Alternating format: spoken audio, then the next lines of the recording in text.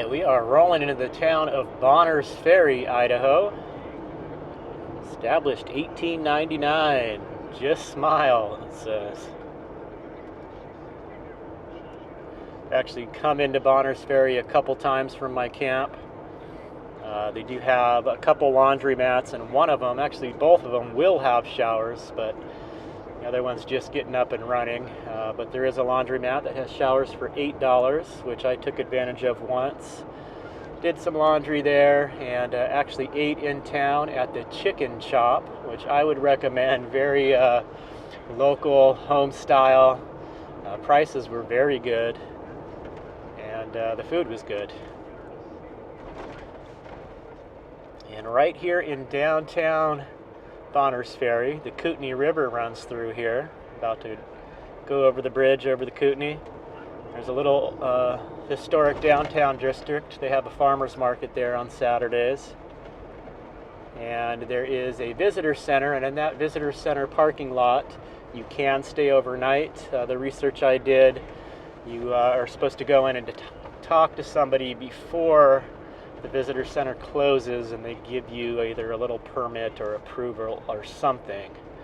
But they do have a section in the parking lot with signs that says 24-hour overnight parking between these two signs. So that is an option if you're coming through Bonners Ferry, need a place to rest up for the night. Across the street there is the Kootenai Casino.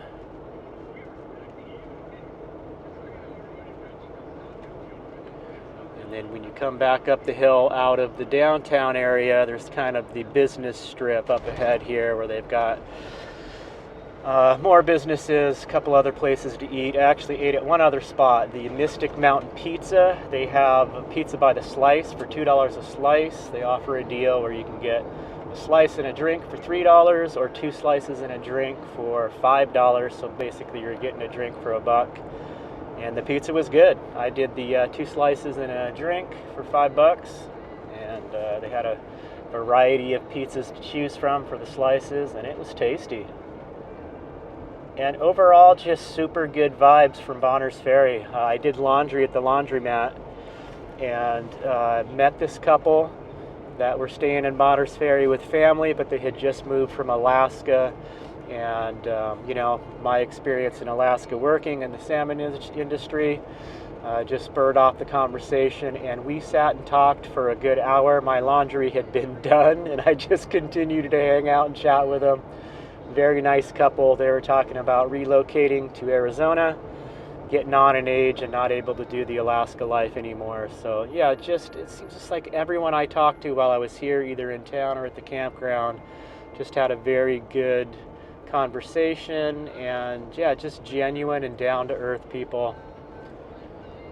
So enjoyed my time in Idaho. Almost blew right through here, but I kind of wanted just to be able to say I camped in Idaho on this leg of the trip, so it was awesome.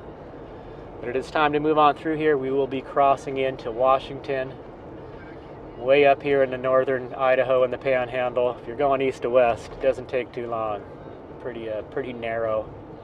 So that is Bonners Ferry. We're going to continue on here. I've got a few hour drive before I get to my first stop in Washington. Got to finally pick up my mail, my registration and tags. A little fiasco with that. I've mentioned that in previous video. But they're there waiting for me. I had to have my family help me out with that. For some reason they got redirected to my parents' house in San Diego, so my dad was able to forward it, resend it back up to where I am up here. Oh, they got a Safeway here in town as well. Shopped at Safeway.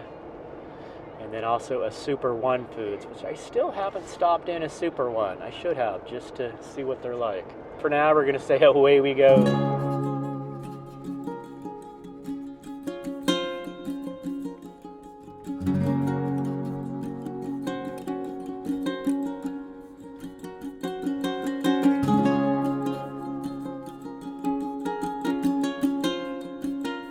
We are coming up on the Washington state line here. There's our welcome sign. Welcome to Washington. Hello, Washington. Goodbye, Idaho. I believe this is Old Town, Washington. Well, we got another 75, 80 miles till my next stop. Pick up my mail, take a little break, do some minor shopping. I don't want to stock up too much with stuff that I can't bring into Canada. As we continue on, not sure how long I'm going to be in Washington. I'm going to do at least one camp tonight, probably be a night or two, and I got to start thinking about where exactly I'm going to cross into Canada, make my way towards Vancouver, and then take a ferry to the island. That is the current plan. We'll see how it pans out. Eagle flying overhead had a big snake in its talons. That's cool. All right, let's keep on trucking.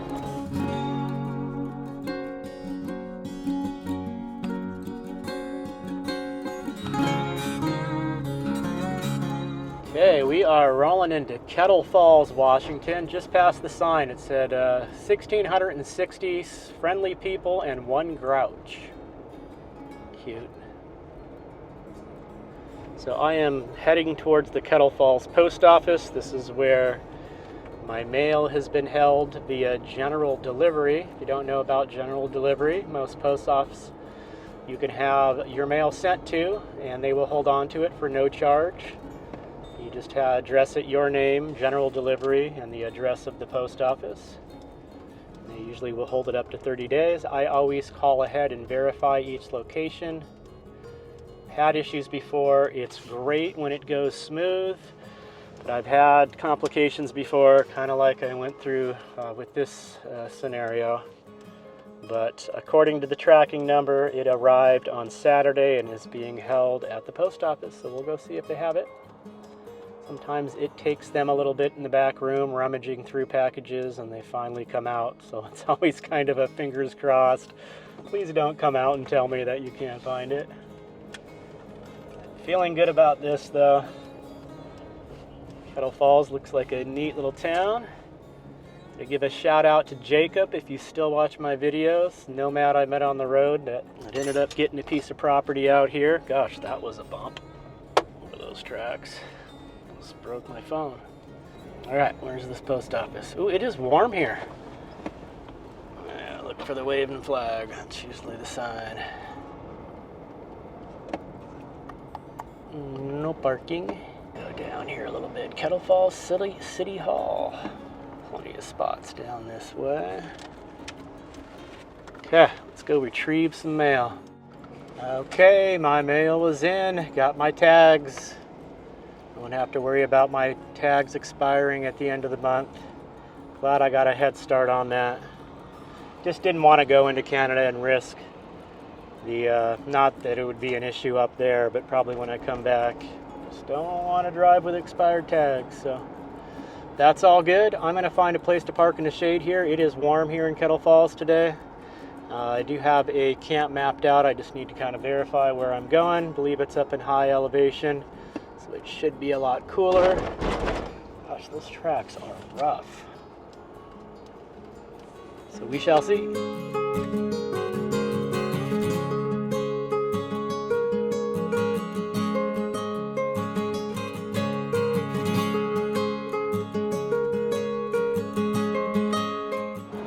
Okay, we have climbed up quite a ways. It is definitely cooler up here. I think Kettle Falls is only at like 1,200 feet. We'll check the elevation when we get up here. Looking out for my turnoff. It looks like it's right on this bend, and I got somebody on my tail. Wow, this is a neat spot. Here we are. There's our fee area. I hope it's still the $6 that I found online. I use the U.S. Forest Service official website. Let's see, $6. Yeah, not bad. There's an open site right to my left. I'm gonna take the loop here, see what we got. Yeah, this is beautiful. Transit there. Oh yeah, plenty of sites. See what we got for our best sun. Yeah, looks like there's only one person here so far. That's probably good there. 2 people. So they got a toilet, 2 vanners. I'll make the 3rd. That's a good spot there. Get some good sun. Another camper down here. I'm seeing 9 sites so far. Yep, looks like a total of 9. Yeah, this is cool. Kind of got to take got a good choice of sites here. Yeah, 5,200 feet. Climbed up almost 4,000 feet. This is pretty sweet.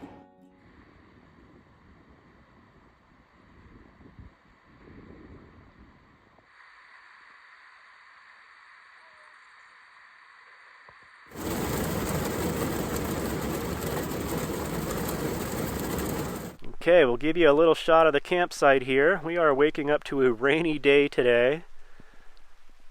But I have got to do a lot of kind of prepping for the next couple days moving into Canada, so this is a perfect stop for me.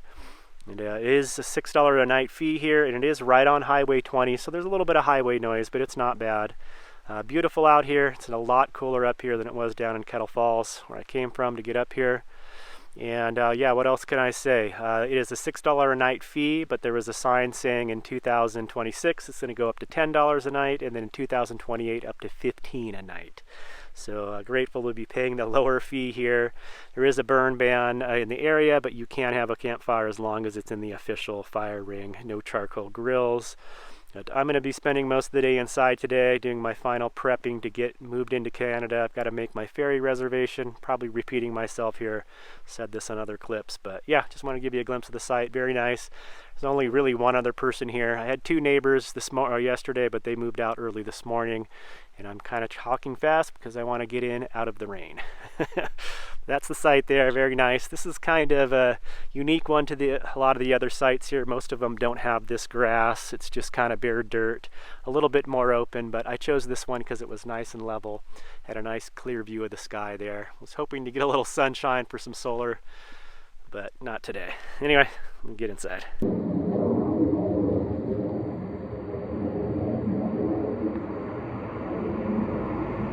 Well, this is the day use section of Sherman Pass. It's just a short walk from my campsite.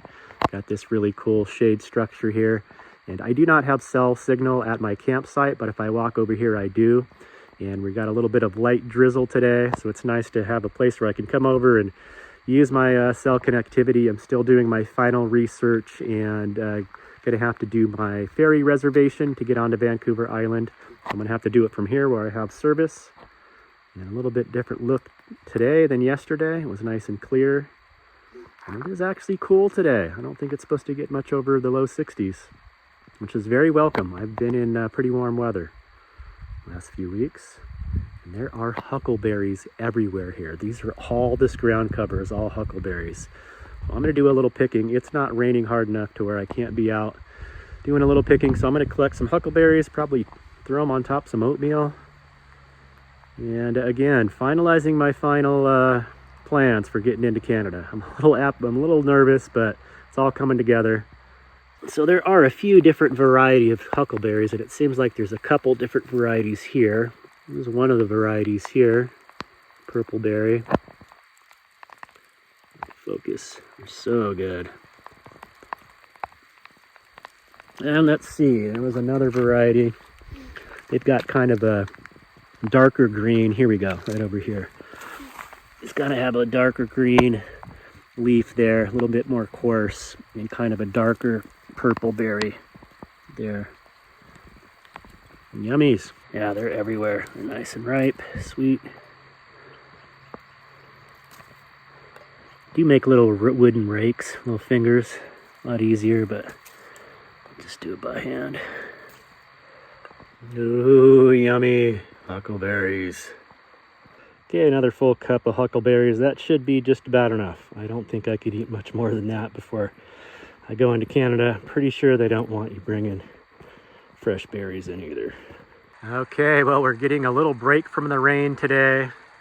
A little campsite here. Got a little bit wet yesterday. Had a couple of really heavy downpours. Heavy thunderstorms that rolled through. Today we're getting a little bit of a break, seeing some blue sky peeking through, but for the most part, pretty overcast and cloudy.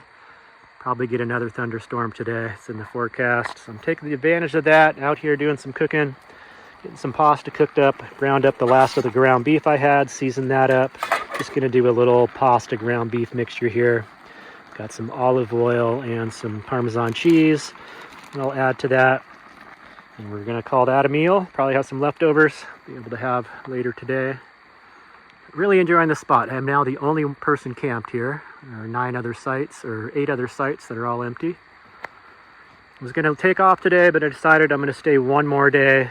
It's going to be a lot nicer tomorrow, and I'm going to go through some areas where it's just going to be a lot nicer of a view if it's clear and sunny, so I'm hoping that that happens. Okay, we're going to call that lunch. Give that a sample there. Love grated Parmesan cheese.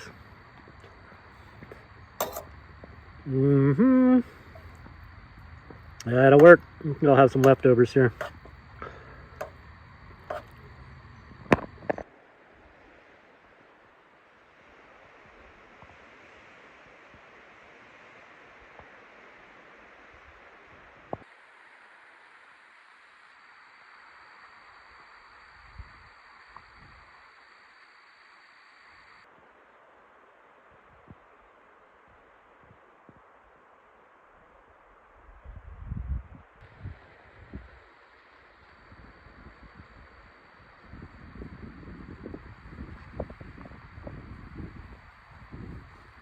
Well, thanks for joining me on another one. That's going to wrap it up here. Next video, we should be doing one last stop in Washington before moving into Canada, crossing the Canadian border, getting on the ferry for Vancouver Island. Appreciate y'all's support, and we look forward to seeing you in the next video. Thanks again. Take care. Peace.